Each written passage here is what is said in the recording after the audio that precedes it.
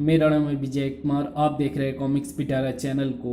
तो चलिए दोस्तों, राज कॉमिक्स में महाबली भोकाल की इस शानदार कॉमिक्स को शुरू करते हैं, जिसका नाम है अति क्रूर। तो आप देख सकते हैं इसका कवर पृष्ठ, जो कि कुछ इस तरह का है। तो चलिए इसकी शानदार स्टोरी को शुरू करते हैं। भुजंग देश के गांव भोजपुर के शमशान की वो अति व्यस्त रात, एक के पीछे एक लाश शमशान में पहुंच रही है। शमशान का चंडाल कपाल फोड़ एवं उसका 10 वर्षीय पुत्र अति क्रूर दोनों अति व्यस्त हैं। गांव में महामारी फैली हुई है, सैकड़ों लोग मारे गए, कफन भी नसीब नहीं हो पा रहा है इन बदनसीबों को। हाँ बापू, लाशों की बारात से लगी हुई है। दोनों पिता पुत्र अपने कार्य में लगे रहे। वक्त गुजरते भोजपुर महामारी से तो मुक्त हो गया, किंतु भूखमरी से घिर गया। महामारी के कारण सारे गांववासी गांव छोड़कर जा रहे हैं बापू। हाँ पुत्र, अब हमें भी पलायन करना होगा। अंततः वे दोनों भी भोजपुर छोड़कर नगर की ओर चल पड़े। पुत्र, हम नगर पहुंचकर राजा से कोई काम मांगेंगे। हाँ बापू, नगर में हम खूब मेहनत करेंगे। कपाल फोड़ से उसे मेहनत की कमाई की ही शिक्षा मिली थी, किंतु कई दिन भटकने के बाद भी उन्हें कोई काम नहीं मिला। उफ, अति क्रूर भूख से तड़प रहा है और मैं इसके लिए कुछ भी नहीं कर सकता। तभी उसके दिमाग में आया एक घिनौना विचार, कर सकता हूँ चोरी। हाँ, मैं नगर सेठ के घर चोरी करूँगा। उसी रात्रि, है तो ये पाप ही, किंतु अपने पुत्र के लिए ये भी करूँगा। किंतु बदकिस्मती उसकी कि वो पहरेदार की नज़रों में आ गया। चोर चोर चोर, पकड़ो पकड़ो। कुछ ही देर में वो नगरवासियों के शिकंजे में फंसा हुआ था। नहीं, मुझे छोड़ दो। भुजंग देश में चोर है। हे प्रभु, सुबह इसे राज दरबार में ले चलो, महाराज इसका फैसला करेंगे। उसे बंदीगृह भेज दिया गया। अगली सुबह कपाल फोड़ लाया गया राज दरबार में। महाराज, न्याय प्रिय सिंह की जय। ये चंडाल नगर सेठ के घर चोरी करता पकड़ा गया है। क्रोध से उबल पड़ा राजा न्याय प्रिय। भुजंग देश में चोरी, इसे चौराहे पर खड़ा करके कोड़ों से पीटा जाए। महाराज, मेरी तो सुनिए। उसकी एक ना सुनी गई। एक चोर की कोई सुनवाई नहीं होती। ले जाओ सेनानायक इसे हमारे सामने से। चल चोर चंडाल। बहुत कड़े कानून थे राजा न्यायप्रिय के। कपाल फोड़ को खड़ा किया गया नगर चौराहे पर। सुनो सुनो नगरवासियों, ये चंडाल कल चोरी करता पकड़ा गया है। इसे महाराज ने कोड़ों की सजा सुनाई है। चोर चोर, मारो मारो। बापू, और चोर? नहीं, ये नहीं हो सकता। अति क्रूर कैसे मान ले कि उसका मेहनत कश बापू चोर हो गया है। सेनानायक ने कोड़ा उठाया। अब इसकी चीख गूंजेगी, किंतु चीख गूंजी सेनानायक की। हैं? अपने बापू को अति क्रूर कहाँ पिटता हुआ देख सकता था। पुत्र, ये क्या किया तूने? मैंने ठीक किया, ये मार क्यों रहा था तुम्हें? अपमान की आग में जलता सेनानायक दहाड़ा। पकड़ लो पिल्ले को, इसे भी मजा चखाऊंगा मैं। बरस पड़ा फिर सेनानायक कपाल फोड़ पर। सड़ाक सड़ाक। नहीं नहीं, मत मार बापू को, मैं तेरा खून पी जाऊंगा सेनानायक। और फिर छूट निकला अति क्रूर। मेरे बापू को मारता है? नीच, मैं तुझे नहीं छोड़ूंगा। ज्वाला धधक रही थी अति क्रूर के दिल में। सेनानायक के शरीर में उस शक्तिशाली बालक का सामना करने लायक ताकत नहीं थी। अब तुझे मजा चखाऊंगा मैं। टूट पड़ा अति क्रूर सेनानायक पर। मेरा बापू चोर नहीं हो सकता कमीने। अरे बचाओ बचाओ मुझे इस पिल्ले से। स्तब्ध खड़े सैनिक जब तक उस तक पहुंचे। हाय, मार डाला, दम निकाल दिया, मर जाने ने। अब बचेंगे नहीं दोनों। छोड़ो छोड़ो मुझे। सेनानायक के सीने में ज्वालामुखी धधक रहा था। दोनों को बांध दिया गया। जिस्म पर चढ़ी जिल्द ना उतार दी तो नाम शैतान सिंह नहीं। फिर उसके हाथ नहीं रुके। सड़ाक सड़ाक लहूलुहान हो गए पिता पुत्र, किंतु उफ ना निकली दोनों के मुख से। पके हुए चोर हैं दोनों। नमक भर दो सालों के जिस्मों में, तभी तो चीखेंगे ही। दोनों के जख्मों में नमक छिड़क दिया गया। नहीं, ये जुल्म ना कर सेनानायक, मेरे बच्चों को बख्श दो।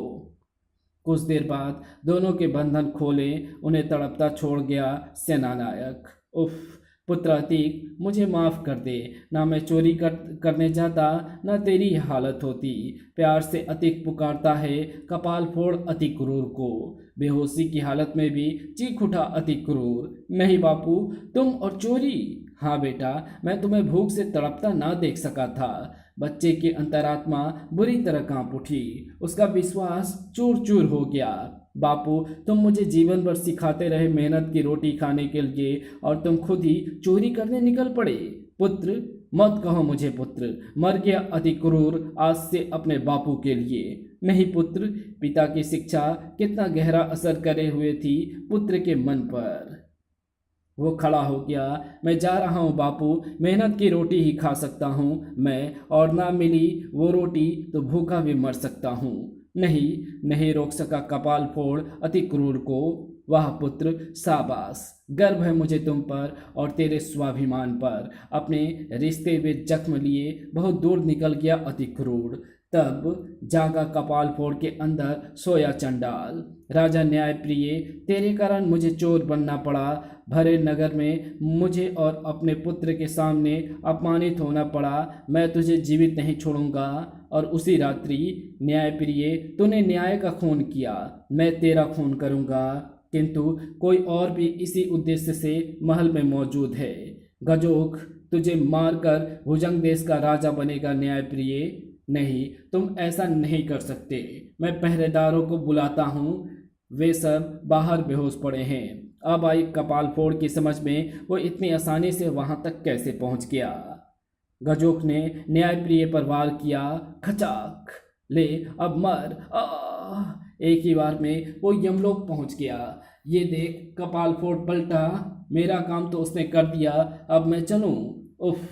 आहट सुन गजोख पलटा और वाह, ऐसे ही किसी शिकार की जरूरत थी मुझे। सही निशाने पर लगा खंजर। राजा के हत्यारे कहाँ भाग रहा था? गहरे षड्यंत्र में फंसने जा रहा था कपाल फोड़। गजोख ने अपना रूप बदला। अब मैं राजकुमार विश्वप्रिय के रूप में आ जाता हूँ जो मेरी कैद में है। कपाल फोड़ राजकुमार विश्वप्रिय उर्फ गजोख पर टूट पड़ा। मैं तेरी योजना सफल नहीं होने दूंगा नीच। उफ! फिर उछाल फेंका उसको कपाल फोड़ ने। मुझे उस जुर्म में फंसाना चाहता है जो मैंने नहीं किया। तब उछलकर उसकी छाती पर सवार हो गया कपाल फोड़। अब तुझे इस खंजर से चीर दूंगा मैं। टन!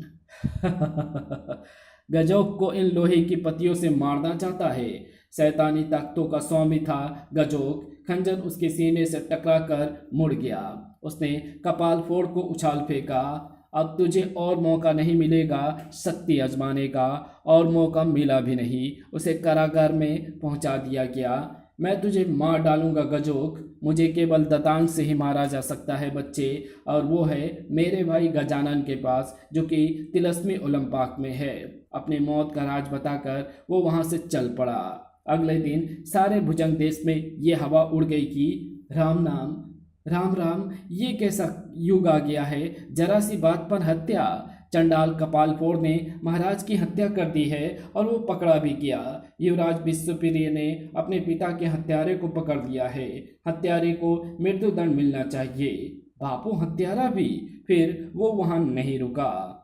पिता के कुकृत्य से क्षुब्ध होकर अति क्रूर शमशान पहुंचा। मैं ये पाप का बोझ लिए नहीं जी सकता। अति क्रूर ये नहीं जानता था कि आत्महत्या खुद एक बड़ा पाप है। चिता की अग्नि में समा गया अति क्रूर। चटक चटक, किंतु लपलपाती अग्नि का उस पर कोई भी असर ना पड़ा, और खुद को उसने पाया एकदम नई जगह। ओह, शमशान भूमियों के प्रभु मसान राज! आओ पुत्र अति क्रूर, मैं हूँ मसान राज। तुमने बहुत ईमानदारी से शमशान में सेवा की है। पुत्र, तुम्हारा पिता हत्यारा नहीं है, उसे फंसाया गया है। क्या सच मसान राज? हाँ, और अपने पिता को बेगुनाह साबित करने के लिए तुम्हें शक्तिशाली बनाएगा काल कोपड़ा। अगले ही पल अति क्रूर के पास प्रकट हुआ काल कोपड़ा। ये तुम्हें सभी युद्ध विद्याएं सिखाएगा, तुम्हारे शरीर को फौलाद बनाएगा। फिर काल कोपड़ा उसे लेकर चल पड़ा। काल कोपड़ा अति क्रूर को ले चला अपने आश्रम फुकल वन की ओर। पुत्र अति क्रूर, मन लगाकर सीखोगे तो लक्ष्य जल्दी मिलेगा। गुरुवर, मैं आपकी हर आज्ञा का पालन करूंगा। तभी धड़ाम, एक बलवान युवक वहां भागता हुआ पहुंचा। गुरुवर, क्षमा कीजिए, मैं इस पेड़ को उखाड़ रहा था कि यह हाथों से निकलकर उछल पड़ा। शिष्य, अपनी पकड़ मजबूत बनाओ। ये सुन अति क्रूर हैरान हो रहा था। अभी वे आगे बढ़े ही थे कि गुरुवर, क्या भूकंप आ गया है? नहीं पुत्र, ये भी जरूर किसी शिष्य की शरारत है। जल्द ही दृश्य साफ हो गया। पुत्र, अपना मुष्टि प्रहार मजबूत करने के लिए ये स्थान उचित नहीं है। गुरुवर, अपने आश्रम की लौ शिला तो टूट गई है, इसलिए मैं आज यहाँ आ गया। विस्मय का एक झटका और लगा। गुरुवर, ये शैतान सिंह मुझसे कुश्ती में टांग तुड़वा बैठा। ओ, तो इसे शीघ्र वैदराज के पास ले जाओ। आश्रम में पहुंचकर शुरू हो गई अति क्रूर की शिक्षा। और पूरे विश्वास के साथ अपना शरीर बनाने पर तुल गया। हाथी से टकराने की शक्ति आ गई उसमें, बाजुओं में ताकत। बापू, मैं तुझे गजों की कैद से छुड़ाऊंगा। फौलादी मुष्टि प्रहार, धड़ाक। शरीर शरीर फौलाद बन गया अति क्रूर का। फिर आया परीक्षा का दिन। अपने सभी शिष्यों के साथ अपने साथी शिष्यों के साथ मल युद्ध, जंगल के ताकतवर प्राणियों से कुश्ती, सभी परीक्षाओं में उत्तीर्ण रहा वो। तब खड़े हुए गुरु काल कोपड़ा। शिष्यों, अब आपको अपना शक्ति प्रदर्शन करना है। वो बड़ी पहाड़ी चट्टान वहां से हटानी है। फिर सभी चट्टान की तरफ बढ़ चले। सभी शिष्य बारी बारी से चट्टान को हिलाने के प्रयास में जुट गए, किंतु कोई भी शिष्य ये काम अंजाम ना दे सका। तब सभी शिष्य चट्टान पर जूझ पड़े। उफ, ये नहीं हिलेंगे। हार कर सभी अलग हट गए। तभी काल कोपड़ा के कहने पर अति क्रूर आगे बढ़ा। जय गुरु काल कोपड़ा। और अगले ही पर चट्टान दूर तक लुढ़कती चली गई। शाबाश अति क्रूर, धन्यवाद गुरुवर। फिर एक दिन, अति क्रूर, अब तुम भुजंग देश जा सकते हो। तुम्हारी शिक्षा पूर्ण हुई। जो आज्ञा गुरुदेव। काल कोपड़ा को प्रणाम कर वो वहां से कूच कर गया। अगले दिन भुजंग देश के कारागार में कपाल फोड़, तुम्हारा पुत्र तुमसे मिलने आया है। बहुत ही अश्रुपूर्ण था पिता पुत्र का मिलन। पुत्र, मैं हत्यारा नहीं हूँ पुत्र, मुझे बचा लो। ये मुझे इसी काल कोठरी में सड़ा देंगे। हाँ बापू, मैं बचाऊंगा तुम्हें। फिर वो उसे गजोग के बारे में सब बताता चला गया। अब केवल दतांग ही मुझे गजोग की कैद से मुक्त करा सकता है। मैं लाऊंगा दतांग तिलस्मी ओलंपाक से। बापू अति क्रूर पिता से विदा लेकर चल पड़ा तिलस्मी ओलंपाक की खोज में विकास नगर की ओर। राजा विकास मोहन ने फुजांग के साथ मिलकर एक खौफनाक खेल का आयोजन किया है, जिनके विजेताओं को वो तिलस्मी ओलंपाक भेजेगा। तिलस्मी ओलंपाक के लिए वो चुन लिया गया और वो पहुंच गया तिलस्मी ओलंपाक में। दोस्त भोकाल, दतांग की खोज में मैं यहाँ आया हूँ। तुम्हें दतांग और गजानन जरूर मिलेंगे दोस्त। हाँ अतिक चाचा, आपके बापू जरूर मुक्त होंगे। तभी कुछ देख कर चीख उठी श्वेता। अतिक चाचा, वो देखो कैसे विचित्र बादल चले आ रहे हैं। ये क्या है? अगले ही क्षणों में वो बादल उनके ऊपर पहुंचकर स्थिर हो गए। क्या भला है ये? तिलस्मी चक्कर है। बादल के छल्ले नीचे उतरे और उफ, ये तो हमें कैद कर रहे हैं। उफ, ये क्या हो रहा है मुझे? कुछ पल बाद जब ये छल्ले विलीन हुए, भोकाल, मैं अति क्रूर पुत्र कपाल फोड़ तुझे जिंदा नहीं छोड़ूंगा। अति क्रूर भोकाल के हाथों से अब तुम्हें कोई नहीं बचा सकता। दोनों परम मित्र एक दूसरे के कट्टर दुश्मन बन चुके थे। बेचारी श्वेता ये परिवर्तन देख बुरी तरह सहम गई थी। ये क्या हुआ? मेरे दोनों चचाओं को भिड़ गए दोनों जान के दुश्मन। अति क्रूर के बाहुबल के आगे नहीं टिक सकता तू। भोकाल विश्व का सबसे बलवान पुरुष है। उछाल फेंका अति क्रूर ने भोकाल को। नहीं भोकाल चाचा, उफ, दो महाबलियों की टक्कर थी वो। उसके खड़े होते ही अति क्रूर का प्रचंड गुस्सा टकराया चेहरे पर। अति क्रूर के बल का स्वाद चख रहा था भोकाल, तुझे रसातल में मिला दूंगा। अति क्रूर की शक्ति के आगे लड़खड़ाते भोकाल के दिमाग में कौंधा एक विचार। आलोप अति क्रूर से टक्कर नहीं ले सकता, किंतु भोकाल के सामने ये चींटी साबित होगा और वो बन गया भोकाल। और अब वो तलवार लिए खड़ा था अति क्रूर के सामने। अति क्रूर, तेरा समय पूरा हो गया है। अति क्रूर के भी हाथ लग गया एक हथियार।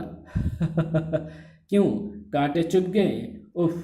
किंतु अगले ही क्षण पेड़ पौधे से इस शक्तिशाली तलवार का क्या सामना। लेकिन वो अति क्रूर क्या जो ऐसे हार मान ले? जय गुरु कपाल फोड़ा, जय गुरु कपाल कोपड़ा। धरती का टुकड़ा उठाए वो बढ़ा भोकाल की ओर। इसके नीचे दबाकर मारूंगा तुझे। परंतु धरती का वो टुकड़ा भी छिन भिन हो गया। करर। और तभी गूंज उठा वहां एक भयंकर अट्ठास जिसने उन दोनों को जाम कर दिया।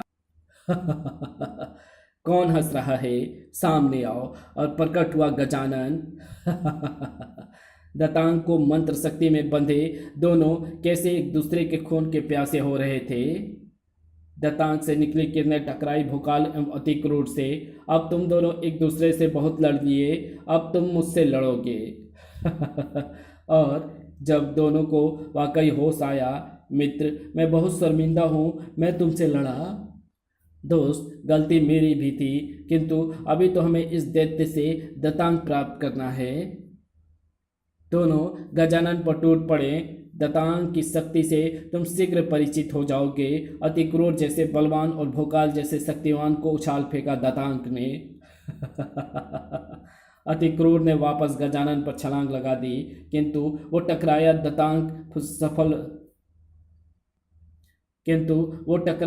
दतांग से। फलस्वरूप वो अटक गया उन कटीली झाड़ियों में। उफ! मैं इन कांटों में उलझ गया। और भोकाल पर किया उसने अपने प्रलयंकारी सूंड का वार। पल भर को भोकाल लड़खड़ाया और छपाक! उफ! उठा लिया गजानन ने विध्वंसक दतांग। चीखें उबल पड़ी अति क्रूर और श्वेता के मुंह से। धड़ाक! नहीं, नहीं! दतांग जा घुसा भोकाल के पेट में। अति क्रूर क्रोध से पागल हो उठा। मेरे दोस्त को मार दिया तूने! उफ! कर करार। अति क्रूर अपने नाम के अनुरूप अति क्रूर बन गया था। नीच, तूने भोकाल को मार दिया। बेदम हो गया गजानन अति क्रूर के इस विध्वंसक रूप के सामने। नहीं, मेरे सिंह ना तोड़ो, मैं मर जाऊंगा। जरूर तोड़ूंगा दोस्त। दोस्त की हत्या का बदला जो लेना है तुझसे। चीख उठा गजानन। नहीं, वो बच सकता है। कैसे? हाथ रुक गए अति क्रूर के। गजानन भोकाल के उपचार में लग गया। तुम इसके पेट से दतांग बाहर निकालो। गजानन ने अपना टूटा हुआ दतांग उठाया और उसे घिसने लगा। गजानन ने अपना टूटा हुआ दांत उठाया और उसे घिसने लगा। मृत संजीवनी की ये पत्तियां और मेरे दांत का लेप इसका जख्म भर देगा। लेप तैयार करके वो लेप भोकाल के जिस्म के ऊपर लगाया। कुछ ही देर में इसे होश आ जाएगा मेरे भोकाल चाचा। लेकिन वो कुछ देर कई युगों के समान बीती उनकी। उसे होश आ रहा है। हाँ, और तुम बच गए समझो। चाचा उठो चाचा। अगले ही पल वो उठ खड़ा हुआ। कहाँ है गजानन? मैं तुझे अभी यमलोक पहुंचाता हूँ। नहीं भोकाल, रुको, मैं इसे अभयदान दे चुका हूँ। फिर अति क्रूर ने उसे सारी घटना बता दी। अतः अब यहाँ से जितने दूर भाग सकते हो भाग जाओ। दोबारा कभी इधर नजर ना आना। कभी नजर ना आऊँगा। पृथ्वी लोक देश आमने सामने का राजा आगे पीछे।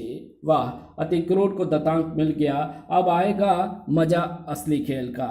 मठाड़ू का राजा कचौड़ा सुल्तान कहाँ है? जाने क्या कर रहा है वो तिलस्म में। सुल्तान तिलस्म में प्रविष्ट होने के बाद एक लंबी सुरंग में चला आ रहा था। चलते चलते पगला गया मैं। यही रास्ता, ऐसी ही दीवारें, समझ में नहीं आता कि क्या करूं, चलूं या यहीं बैठ जाऊं। तभी अचानक वाह, बंद हो गई सुरंग। बस चलना अब खत्म है। ये क्या, ये मूरत कैसी? उसे दीवार पर कुछ दिखा। उसकी निगाहें कहीं जम गई और ये तो हरकत में आने लगी, किंतु ये जीवित तो नहीं है। किसी कमजोर दिल वाले के छक्के छुड़ाने के लिए काफ़ी था वो दृश्य। अब वो मूरत की दीवार से निकलकर सुल्तान की तरफ बढ़ी। भागूं, ये जीवित नहीं है। इस पर तो मेरा सम्मोहन भी नहीं चलेगा। उफ, कहाँ ला मारा मुझे। घंटों उस सुरंग में भागने के बाद भी उफ, ये पीछा नहीं छोड़ेगा शायद। अब तो उसके कदम और सांसें उसका साथ देने को इनकार करने लगी थी। तभी सामने कुछ देखकर चेहरा खिल उठा उसका। वाह, अग्निकुंड! ये पहलवान इस अग्निकुंड में प्रवेश नहीं कर पाएगा। पल भर में शैतान उस धधकती हुई ज्वाला में समा गया। वाह, वाकई वो शैतान अग्निलोक के पास पहुंचकर रुक जाएगा। सुतान पर अग्नि का असर क्यों नहीं हुआ, ये जानने के लिए पढ़िए सुतान। किंतु शैतान से तो बच गया, लेकिन ये अग्निकुंड कब खत्म होगा। उफ, आसमान से गिरा और अग्नि में अटक गया सुतान। पृथ्वीलोक पर इस खेल का पूरा आनंद लिया जा रहा था। विकास नगर महाराज चंद्रनगर के राजा चांदे का कहना है कि उनके दूरदर्शन दर्पण पर तस्वीरें साफ नहीं आ रही है। तो उन्हें नई तकनीक से बना अनाडा का दूरदर्शन दर्पण दिया जाए, जिसमें नए तरह का उभरा हुआ शीशा लगा हुआ है, जिसमें तस्वीर भी साफ होती है और दृश्य भी ज़्यादा बड़ा दिखता है। महाराज, आपने नए दूरदर्शन दर्पण वाइकान का क्या मूल्य रखा है, जिसमें तस्वीर के अंदर तस्वीर दिखती है, यानी एक साथ दो तस्वीरें? उसका मूल्य 2000 स्वर्ण मुद्राएं हैं। जो खौफनाक खेल में रोमांच बढ़ता जा रहा है, विकास मोहन का खजाना भी बढ़ रहा है और व्यस्तता भी। ओ रानी मोहिनी, दिन भर दरबार में गुजर गया। अब हम दूरदर्शन दर्पण पर पूरे दिन के चुने हुए दृश्य देखेंगे। जरूर महाराज। आज अति क्रूर एवं भोकाल की गजानन से लड़ाई एवं सुल्तान को तिलस्म में देखा गया।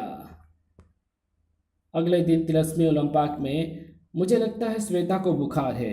चाचा, हमें खिलौने चाहिए, हमें खिलौने ला दो। सुबुक सुबुक, हम खेलेंगे। बेटा तू रो मत, देख हम तेरे लिए खिलौना बन जाते हैं। मैं घोड़ा और भोकाल हाथी, दोनों बीमार बच्चे को बहलाने में लगे हुए थे। उनकी फरियाद सुनी महाबली फुजांग ने। ये खिलौने से भरा बोरा भेजता हूँ तिलस्मी ओलंपाक में श्वेता के लिए। नहीं, मुझे असली खिलौने चाहिए। असली खिलौने पहुँच गए। अरे ये क्या, ये खिलौने यहाँ कैसे आ गए?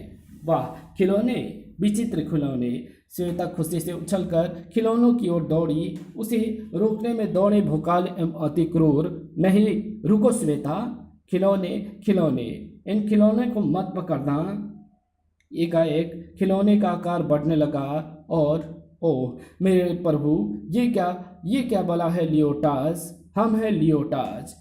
बड़ा भयंकर नृत्य कर रहे थे वे दैत्यकार खिलौने लियोटास। फिर एकाएक उनकी तरफ भागे लियोटास। श्वेता के पीछे भी पड़ गए थे 3 शैतान। भोकाल चाचा और अतीक चाचा को इन्होंने पकड़ लिया।